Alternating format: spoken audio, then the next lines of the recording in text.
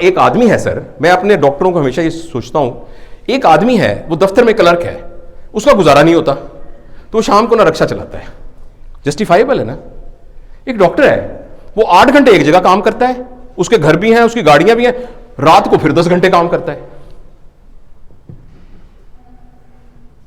आप मुझे बताइए कि वो कैसे कह सकता है कि मेरा पर्पस ऑफ लाइफ बॉडी से ऊपर नहीं है? वो कैसे कह सकता है?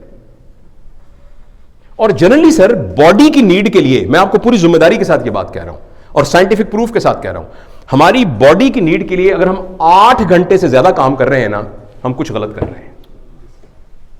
ये आप डिटरमिन करके, और फिर हमारा पर्पस ऑफ लाइफ बॉडी ही है, चाहे जो मर्जी हम तकरीरें करते रहें और जो मर्जी हम फिलॉसफी करते रहें। अगर हमें अपनी गाड़ी, कार, बंगला, रोटी खाना, कपड़ा पहनना, इसके लिए 8 घंटे से, यानी आप एक मोटरसाइकिल खरीदते हैं, वो मोटरसाइकिल हफ्ते में 5 दिन तक वर्कशॉप में रहता है और एक दिन आप उसको धोते हैं और एक दिन आप उसके ऊपर बैठ करना चक्कर लगाते हैं बाजार का। कौन कहेगा अक्लमंद?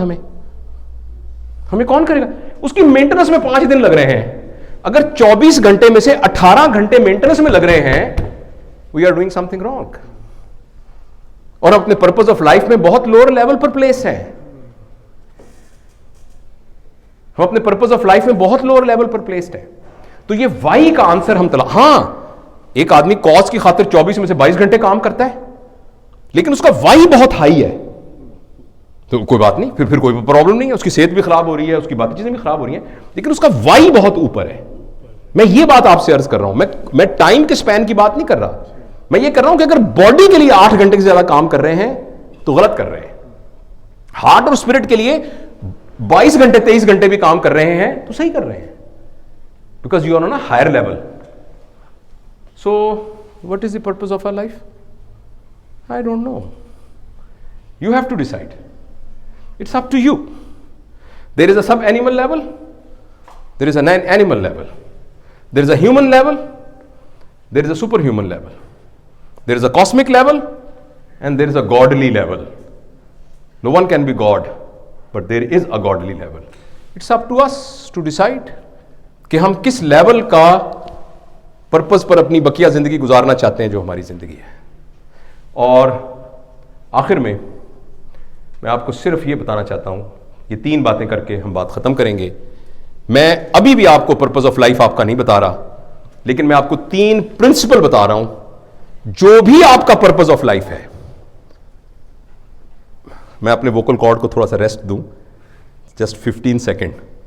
इतनी देर में आपने पहले भी ये पर्पस ऑफ लाइफ ज़हन में सोचा था ना, अब इस सारी गुफ्तगू के दौरान भी अब आप सोच लीजिए, जो वक्त आपका जिंदगी का बाकी बचा है उसमें आपका purpose of life body level पर होगा या हार्ट लेवल पर होगा, और किसी पर मना नहीं है या कहां। आप 15 सेकंड सोच लें, मैं जस्ट पानी पी के आपको ये 3 प्रिंसिपल बताता हूं जिसके तहत हम ये फैसला कर सकते हैं कि जो आपने फैसला किया है वो हायर पर्पस है या लोअर फंक्शन पर्पस है।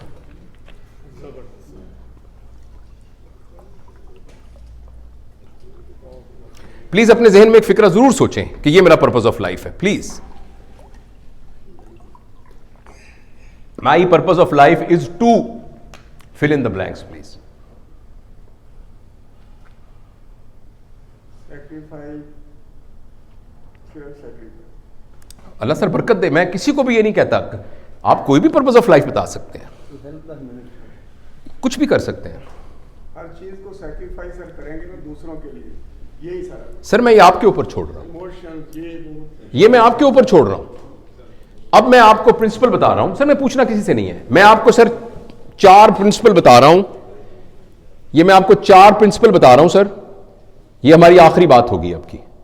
आप जो भी आपने पर्पस ऑफ लाइफ बनाया है, इन चारों में से उसको मैच करके देख लें कि पूरा उतरता है कि नहीं उतरता। अगर पूरा नहीं उतरता तो फिर भी वो गलत पर्पस नहीं है, मगर वो हायर पर्पस नहीं है, वो बॉडी के लेवल पर है। पहली बात यह कि जो भी आपने पर्पस बनाया है वो एक ऑब्जेक्टिव पर्पस हो, सब्जेक्टिव ना हो। क्या मतलब ऑब्जेक्टिव सब्जेक्टिव का? मैं अपना वजन कम करना चाहता हूं, यह एक सब्जेक्टिव पर्पस है, इसका कुछ मतलब नहीं है। मैं 2 किलोमीटर रोज चला करूंगा, यह ऑब्जेक्टिव है, जो मेजरेबल है, जो आप देख सकते हैं। मैं नहीं खाया करूंगा पराठा, मैं कोक नहीं पीऊंगा, यह है ऑब्जेक्टिव। हां, मैं अपना वजन कम करना चाहता हूं, यह सब्जेक्टिव। जैसे मैं इंसानियत की खिदमत करना चाहता हूं, कभी आपने मिसेज इंसानियत या मिस इंसानियत देखी है जो आपके दरवाजे पे कुंडी खड़का के कहे कि अस्सलाम वालेकुम, मेरा नाम मिसेज इंसानियत है, मेरी खिदमत करें? ऐसी कोई औरत देखी है आपने? तो ये जब भी हम सब्जेक्टिव पर्पस बनाते हैं वो हमारा आंखों का धोखा होता है, क्योंकि इंसानियत की खिदमत करना बहुत आसान है, क्योंकि इंसानियत नाम की कोई चीज हमारे पास कभी आती ही नहीं है। हमारे पास तो इंसान आएगा, हमारे पास इंसान आएगा, इंसानियत नहीं आएगी। तो जो सब्जेक्टिव अगर किसी ने बनाया है ना, मैं आपसे नहीं पूछता क्या बनाया है, आपने कोई ऐसा ऑब्जेक्टिव बनाया है जो कि मेजरेबल नहीं है, रिप्रोड्यूसेबल नहीं है, विजिबल नहीं है। यानी मैं 2 किलोमीटर चलता नहीं हूं तो पता लग जाएगा आपको, मैं कोक पीता हूं तो आपको पता लग जाएगा, लेकिन मैं अपना वजन कम करना चाहता हूं, ये कुछ भी नहीं है। मैं एक अच्छा इंसान बनना चाहता हूं, ये कोई पर्पस नहीं है। हाँ, मैं झूठ नहीं बोलूंगा, ये है ऑब्जेक्ट। यानी ये फर्क है सब्जेक्टिव और ऑब्जेक्टिव में। तो आपने मेरे प्यारे दोस्तों जो भी ऑब्जेक्टिव बनाया है, प्लीज यॉर्डस्टिक से देख लें, मेजरेबल है कि नहीं है। इंसानियत की खिदमत नहीं, उसको ब्रेक करके करिए कि उसका क्या मतलब है, मैं क्या करूंगा। ऑब्जेक्टिव क्या है? Objective not subjective. एक पहली शर्त है। दूसरी शर्त यह है, प्लीज जरा गौर से सुनिएगा, your objective should not be, जो आपका ऑब्जेक्टिव ऑफ लाइफ है वो आपकी नीड नहीं होनी चाहिए। अगर वो आपकी जरूरत है तो वो आपका ऑब्जेक्टिव ऑफ लाइफ नहीं है। मैं एक बड़ा घर लेना चाहता हूं, ये आपकी जरूरत है, इसमें कोई हर्ज नहीं है, मगर ये आपका ऑब्जेक्टिव ऑफ लाइफ नहीं हो सकता।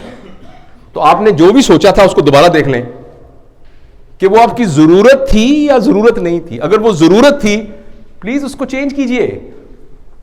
वो आपकी नीड है, आप उसके लिए मेहनत कीजिए, मगर वो आपका ऑब्जेक्टिव ऑफ लाइफ नहीं है। वो आपका ऑब्जेक्टिव ऑफ लाइफ नहीं है।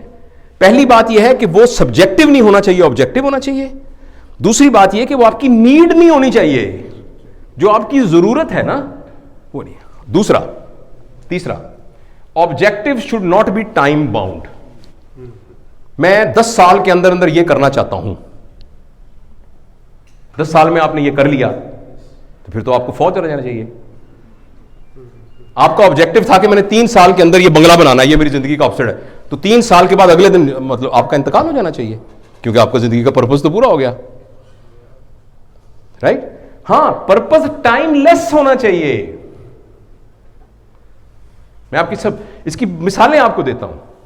हजरत मोहम्मद सल्लल्लाहु अलैहि वसल्लम कितना अरसा इस दुनिया में रहे, उनका पर्पस कब तक है?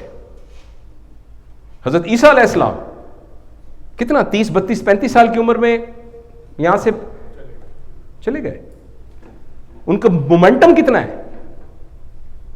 अच्छा चलें, ये तो बड़े बुजुर्ग हमारे यानी अंबिया कराम हैं। अब्दुल सत्तारी थी हमारे प्रोफेशन के अंदर, अदीबुल हसन रिजवी साहब, ऐसे दुनिया में हमारे सामने जिंदा मिसालें मौजूद हैं। तो objective has to be timeless. वो मैं कभी कभी शायरी भी करता हूं। मेरा एक शेर है कि थोड़ा सा आप लाइट भी होंगे, बड़ी संजीदा बातें कर रहा हूं, कि तुझे पाना मेरे जीने का मकसद। क्या कहा मैंने? तुझे पाना यानी ऑब्जेक्टिव ऑफ लाइफ ना, तुझे पाना मेरे जीने का मकसद, तुझे जब पा लिया तो क्या करूंगा? मेरी बात समझ आई? तो अगर टाइम बाउंड एक्टिविटी हुई तो फिर तो वो ऑब्जेक्टिव ना हुआ आपका। और तीसरा प्लीज याद रखिएगा, objective should be noble. Noble का सिंपल तर्जुमा यह है, नोबल का सिंपल तर्जुमा यह है, अपने ऑब्जेक्टिव को हासिल करने के लिए जो मैं मेहनत कर रहा हूं, उसके नतीजे में जो कुछ हासिल हो रहा है, उसके बेनिफिशियरी मेरे बच्चों के अलावा, बहन भाइयों के अलावा कोई और लोग भी हों। और प्लीज एक बात याद रखिएगा, charity is never a nobility. हमारे दिमाग के अंदर एक घुस गया है कि चैरिटी जो है ना वो नोबेलिटी है। चैरिटी होती है कि भाई हम ना हर साल सब अपने मुलाजमों को ना कपड़े लेके दे देते होते हैं, हम बच्चों की स्कूलों की किताबें दे देते हैं, हमारी घर की जो आया है ना, जो मैं सर्दियों में कपड़े चेंज करती हूं, मैं सारे उसको दे देती हूं। ये चैरिटी है। जिस माशरे में चैरिटी ज्यादा होती है उसका मतलब ये होता है कि उस मासले में पैसे की तकसीम नहीं है सही। कुछ लोगों ने अपनी सलाहियतों और अपनी जितना डिजर्व करते थे उससे ज्यादा पैसा इकट्ठा किया हुआ है, इसलिए अब उसको अपने आप गिल्ट को खत्म करने के लिए वो चैरिटी करते हैं। मैं चैरिटी को बुरा नहीं कह रहा, लेकिन चैरिटी इंडिकेटर खुशहाली का नहीं है। नबी पाक सल्लल्लाहु अलैहि वसल्लम की जिंदगी में, हजरत उमर के जमाने में, नबी के बाद एक जमाना आ गया था, लोग कहते थे ज़कात ले लो, ज़कात को ज़कात लेने वाला नहीं था, हम क्यों लें? We don't need charity, there was no one who required charity. और हम बड़े फख्र से कहते हैं पाकिस्तान चैरिटी में दुनिया का सबसे बड़ा मुल्क है। इसका मतलब पाकिस्तान पैसे की तकसीम के लिहाज से दुनिया का सबसे बड़ा इस्तेहसाली मुल्क है। तो इसलिए प्लीज अपने जहन में रखिएगा, अगर आपका ऑब्जेक्टिव यह है ना कि एक जगह मैं यतीमखाना खोलूंगा, एक जगह मैं यूं करूंगा, ये करूंगा, याद रखिएगा कहीं वो चैरिटी ना हो। हम नोबेलिटी की बात कर रहे हैं। नोबेलिटी का मतलब यह है कि मेरे इर्द गिर्द जितने मुतल्लिकीन हैं उनके लेवल को मैं ऊपर उठाऊं। अभी हम खाने पर बात कर रहे थे कि लोग फख्र से कहते हैं ये जो बंदा है ना, ये मेरा खानदानी नौकर है, इसके अब्बा मेरे जूता पॉलिश, मेरे अब्बा की जूता पॉलिश करते हैं, अब ये मेरे जूते पॉलिश करता है। बहुत शर्म की बात है। हमारे बच्चों के 700 750 नंबर आए, हमने पैसे के जोर पे उनको डॉक्टर बना लिया, वो जूते पॉलिश किए जा रहा है अभी तक। उसके लेवल में कोई, मैं नहीं कहता वो भी डॉक्टर बन जाता, मगर उसके लेवल में कुछ तो इंक्रीज होनी चाहिए थी। तो इसलिए प्लीज आप याद रखिएगा, समतंग हमारा दिमाग जो है ना हमें चक्कर देता है और चैरिटी को नोबेलिटी बना के पेश करता है। ये वाली नोबेलिटी नहीं होती। नोबेलिटी का यह है कि मैं अपना पेट काट कर और अपने वसाइल को कम करके मैं और लोगों की जिंदगी को ऊपर उठाऊंगा, इसका नाम नोबेलिटी है। लिहाजा मैं अपनी बात को खत्म करते हुए, फिर आप कहेंगे इतनी तकरीर करने का फायदा क्या हुआ, गला अपना भी फाड़ा, हमें भी रखा बांध के, बताया तो है नहीं जिंदगी का क्या पर्पज है। तो भाई जिंदगी का पर्पज आपने खुद फैसला करना है और ये आप पर डिपेंड करता है कि आप बॉडी लेवल, लेकिन आप अपनी मर्जी से बॉडी और हार्ट और स्पिरिट लेवल का नहीं डिटरमिन कर सकते जब तक आप उस लेवल पर ना हो। अगर हम बॉडी लेवल पर हैं तो हम कर ही नहीं सकते, हमारे पास कैपेसिटी नहीं होगी अपने पर्पस को ऊपर लेके जाने की। और उसकी यार्ड स्टिक देख लें, 24 आवर में से ज्यादा टाइम किस काम में गुजरता है। जिस टाइम में ज्यादा गुजरता है वो हमारा पर्पस ऑफ लाइफ है। अगर वो बॉडी लेवल का है